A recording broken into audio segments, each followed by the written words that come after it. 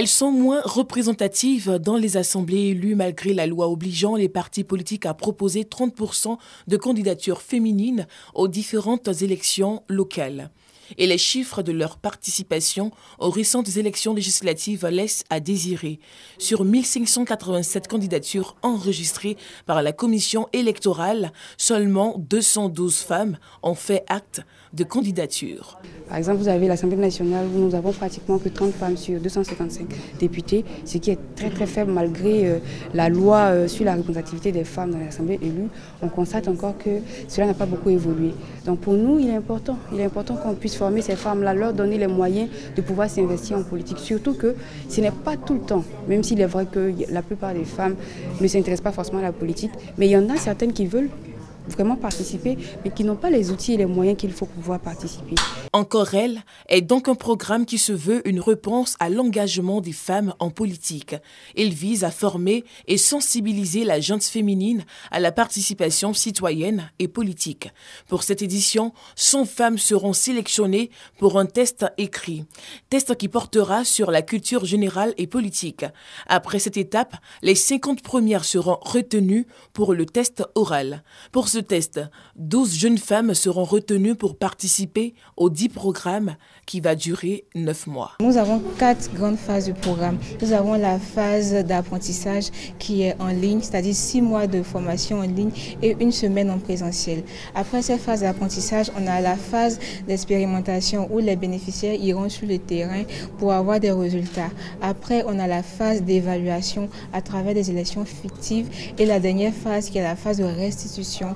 Le programme Encore elle, dédié aux jeunes femmes âgées de 18 à 35 ans, bénéficie du soutien du ministère de la Jeunesse à travers sa cellule genre. Toutes les actions qui sont menées pour justement encourager, pour faciliter la mise en place de ces changements-là sont les bienvenus. Raison pour laquelle le ministère de la Jeunesse, à travers sa cellule genre, soutient le programme Bridge dans l'un de ses pendants qui est l'initiative Encore elle. Encore elle, initiée par l'organisation citoyenne Bridge, est à sa 2e édition.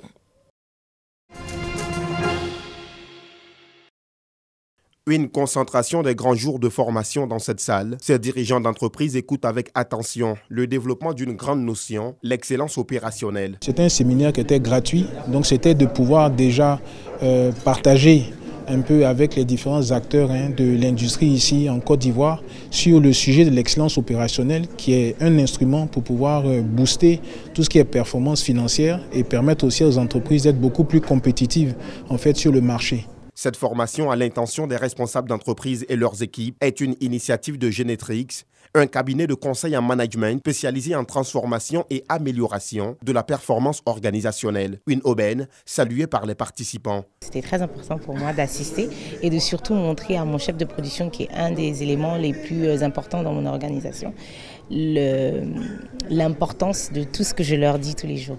Faites attention au gaspillage, faites attention à ce que vous faites, planifions, organisons, ayons une vision, ayons un plan sur le court, le moyen et le long terme. On nous apprend ici que le succès, c'est la gestion efficace du temps, du changement et du temps. Donc c'est quelque chose qui fait partie vraiment intégrante des aspects de l'activité d'un manager. Cette formation gratuite, organisée par Genetrix, avait pour thème central excellence opérationnelle, instruments de croissance, rentabilité et compétitivité. Département de Bouna, dans la région du Bunkani, le centre de santé du village Bouko a désormais fière allure. Il bénéficie d'une réhabilitation et d'un don de matériel médical d'une valeur de plus de 9 millions de francs CFA. Un acte de générosité de l'ONG Al-Mouassat qui s'inscrit dans le cadre de la lutte contre la mortalité maternelle et infantile. Nous sommes très heureux d'être dans le Bunkani et précisément à Bouko pour ce don. Nous avons choisi le centre de santé de Bouko pour leur apporter un mieux-être, des lits d'accouchement, du matériel médical pour la prise en charge efficiente et efficace des malades et des parturientes.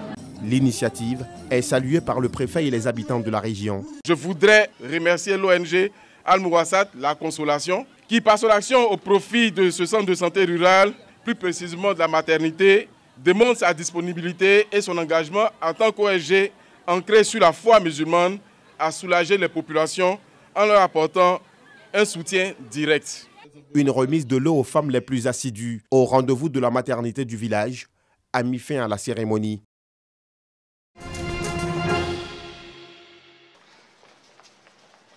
Des séances de danse pratique, des exercices de mime et d'expression corporelle pour exprimer l'union et la cohésion. Ces hommes de culture, venus de plusieurs pays, ont un seul objectif, partager leur expérience et leur savoir-faire. L'expérience que nous avons eue tout à l'heure, c'est juste en fait de guider, c'est guider l'autre. Donc comment par le corps, par le regard ou par les formes en fait, comment créer une combinaison, une symbiose, voilà, pour aller vers quelque chose. Cette activité s'inscrit dans le cadre du Salon international de la danse. Une rencontre placée sous le signe du partage, de l'expérimentation et de la collaboration. C'est un moment de renaissance et surtout d'expérimentation sur des sujets assez sensibles qui pour nous vont nous aider vraiment à pouvoir relancer notre secteur. Ce salon, meublé par des ateliers, a permis aux danseurs, chorégraphes, musiciens et slameurs de reprendre les activités culturelles après une longue période d'absence due à la Covid-19. Jusqu'à présent, le salon là, c'est comme si on est en train de se comprendre sans se parler. C'est comme si je me sens comme si je suis en train de créer un nouveau village, de nouveaux parents, de nouvelles personnes. Cette initiative de la Fédération ivoirienne de danse est financée par l'Institut Goethe, le Fonds culturel franco-allemand Élysée et l'Institut français. Une grande première en Côte d'Ivoire qui séduit les participants. Moi, en tant que Rwandaise, je pense que je n'ai pas beaucoup l'opportunité de rencontrer des Africains de l'Ouest. Des fois, on se fait beaucoup d'idées, de préjugés sur ce que ça peut être. Ou alors, des fois, on pense que c'est la même chose, juste parce qu'on est en Afrique. Et je trouve que c'est agréable d'avoir une surprise quand on peut aller à la rencontre de l'autre. Ce qui me touche dans ce salon, il y a eu un jeu. Ce jeu-là m'a interpellée.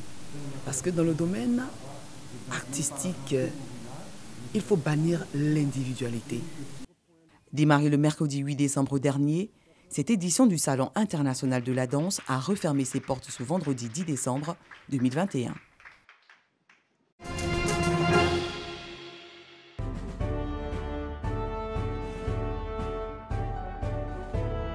80 religieux de 147 pays se sont retrouvés tant physiquement que virtuellement le samedi 4 décembre dernier à Séoul, en Corée du Sud.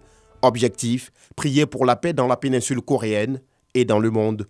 Je prie sincèrement pour la réunification de la péninsule coréenne et la réalisation d'une Corée céleste unifiée. Nous sommes une seule famille unie en Dieu. Des leaders religieux unis peuvent apporter la paix dans le monde. Je voudrais remercier la fondatrice de la FPU, Mère Moon, pour son engagement et son soutien à l'unification pacifique de la péninsule coréenne. L'initiatrice de cette rencontre de prière interreligieuse, Dr Hak Ja-han Moon, cofondatrice de la Fédération pour la paix universelle, n'a pas manqué de revenir sur l'importance de cultiver la paix dans le monde. Si nous sommes unis et si nous servons Dieu en tant que le parent céleste, nous pouvons résoudre tous les problèmes qui minent le monde aujourd'hui. Nous pouvons ramener le monde à son état originel et cela, c'est notre responsabilité. Des personnalités du monde ayant pris part à cette cérémonie de prière ont adressé des messages de félicitations au Dr Hak Ja-han Moon pour ses initiatives de paix.